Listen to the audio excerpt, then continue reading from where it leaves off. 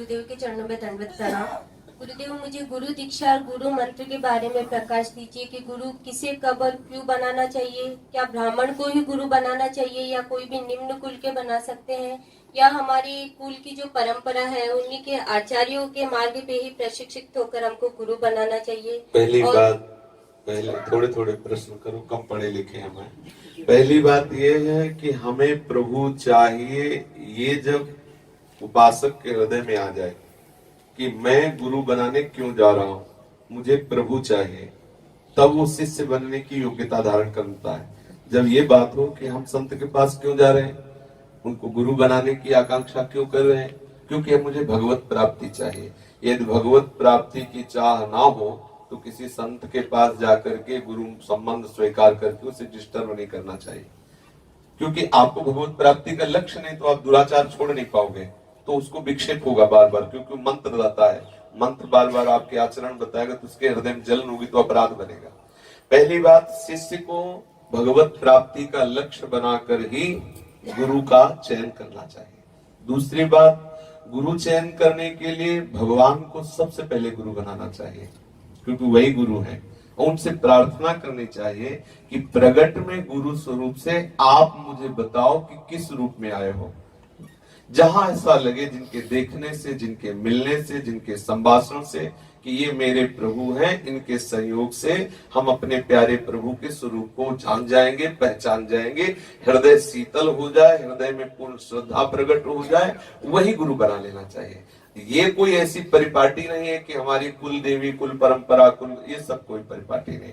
अच्छा, संत जो भगवत प्राप्त है उनमें हमें जाति भावना नहीं करनी कि ये ब्राह्मण है कि ये शूद्र है, ऐसा बिल्कुल देखना महत अपराध है। संतों में जाति बुद्धि करना ये महत अपराध है। वो भले शूद्र कुल के हो लेकिन भगवत अनुरागी है तो भगवान के समान हमारे हृदय में उनके प्रति श्रद्धा होनी चाहिए। मीरा जी इतनी भक्त शिरोमणि, उनके गुरु जानते हो कौन?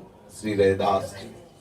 अगर यहाँ ब्राह्मण की बात केवल रखी जाए कि गुरु ब्राह्मण है तो बड़े अपराध लग जाएंगे।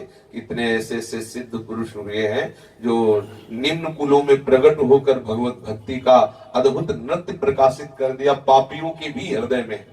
इसलिए गुरु का सिर्फ परिचय जहां हमारा भगवत भाव लग जाए, जिनके संग से हमारे हृदय में जो भगवत प्राप्ति की आकांक्षा वो पुष्ट होने लगे, वही श्रद्धा पूर्वक हमें अपना गुरु भाव स्थापित कर लेना चाहिए। ना इसमें ये देखना है कि हमारे कुल की परंपरा क्या है, ना ये देखना है कोई ब्राह्मण है, ना ये देखना है कि कितना पढ़े लिखे हैं। कितने ऐसे संत हैं जो कभी स्कूल नहीं गए और सारे वेद के सूत्र उनकी वाणी में विराजमान है, क्योंकि भजन के प्रताप से। कितने ऐसे हैं चारों वेदों के ज्ञाता है लेकिन तत्वबोध उनको नहीं है। जब तत्वबोध नहीं है तो अनुभव नहीं है, अनुभव नहीं तो केवल वेद व्याख्या करने से हमें भगवत प्राप्ति नहीं करा सकते, क्योंकि उनको खुद भगवत प्राप्ति नहीं है। इसलिए भगवान के आश्रित होकर गुरु की याचना करनी चाहिए कि हे हरि, आप हमें गुरु रूप से मिलो तो हरि संयोग करा देंगे। हरि ही गुरु है, गुरु ही हरि है। बंदो गुरुपद कंज कृपा सिंधु नर रूप हरि, नर रूप हरि महामोहतम कुंज जासु बचन रवि कर निकर।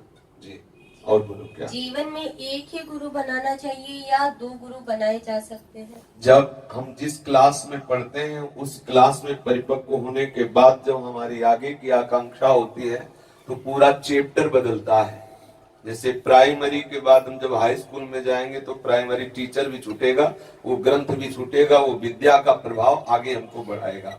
ऐसे ही जैसे हम शांत भाव में दीक्षित हैं और हमें वात्सल्य रस पाना है, सख्य रस पाना है, तो उन्हीं भगवान ने इन विविध रसों को देने के लिए विविध आचार्यों के रूप में प्रकट हुए। जैसे हम आद्य गुरु भगवान शंकराचार्य जी के शरणागत थे, हम संन्यास मार्ग में शैव उपासना में थे, भगवान शिव की कृपा हुई, हमारे हृदय में श्यामा श्याम के चरणारविंद की तरफ आसक्ति हुई, तो मुझे श्यामा श्याम के अनुरागी आचार्य की शरणागत लेनी पड़ी और उन्हीं की कृपा प्रसाद से मुझे श्यामा श्याम का अनुराग रस स्वाद में आया। यदि हम चाहें कि हम भगवान शंकराचार्य के आश्रित रहकर श्यामा श्याम का प्रेम प्राप्त करें तो असंभव है, क्योंकि वो आचार्य अद्वैत निष्ठा को पुष्ट करने के लिए प्रकट हुए, वही इस रूप में। क्योंकि आचार्य बहुत रूप धारण करते हैं लेकिन वो तत्व एक ही होते हैं।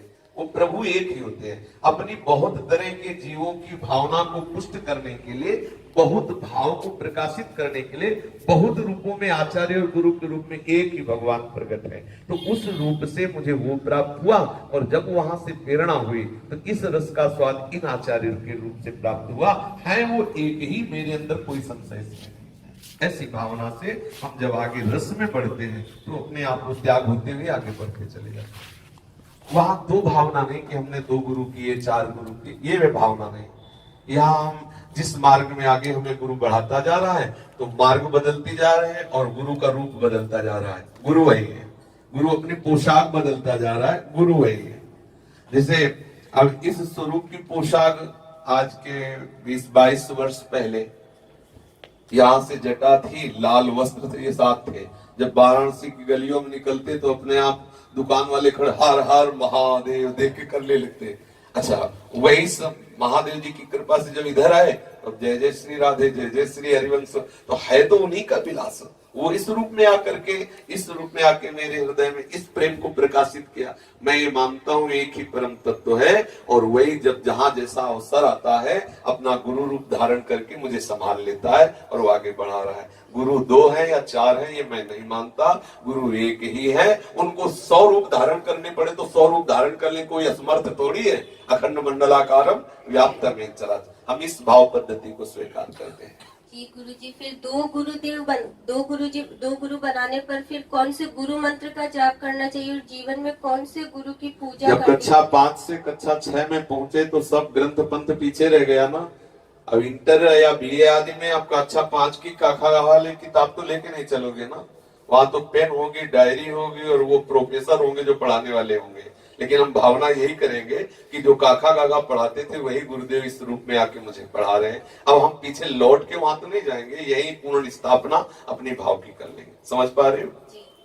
और गुरुजी, पति और पत्नी का एक ही गुरु हो सकता है या अलग अलग गुरु बनाना? अलग अलग भी हो सकता है। यदि दोनों अलग अलग भाव वाले हैं तो दोनों को अलग अलग ही भाव से जाना चाहिए। अब पति है अद्वैत निष्ठा का शिवोहम और पत्नी है दास भाव की, तो दोनों की मिलाप कैसे? शरीर पति पत्नी संबंध से है लेकिन भाव से दोनों उपासक है प्रभु के, और वो अलग अलग भाव वाले, इसलिए अलग अलग गुरु परंपरा से दोनों जा सकते हैं।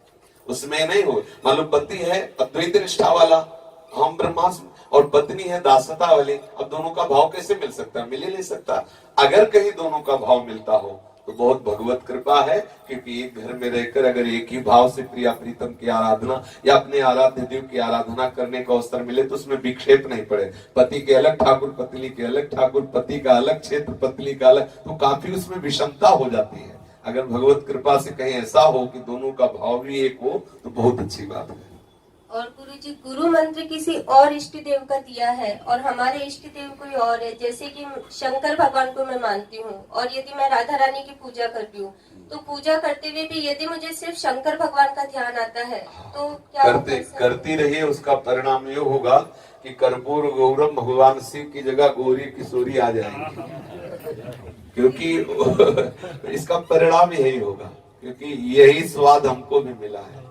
पहले इन्हीं का ध्यान था और इन्हीं की जगह देखा कि गोरी गोरी किशोरी की अद्भुत छटा छा गई, तो उन्हीं गौरांग भगवान महादेव जी की कृपा से कोई आप गलत मार्ग में नहीं, ठीक चल रही, ऐसे ही चलते रहिए तो प्रकाशित हो जाएगा। जी गुरु जी, श्री हरिवंश, प्रणाम गुरु।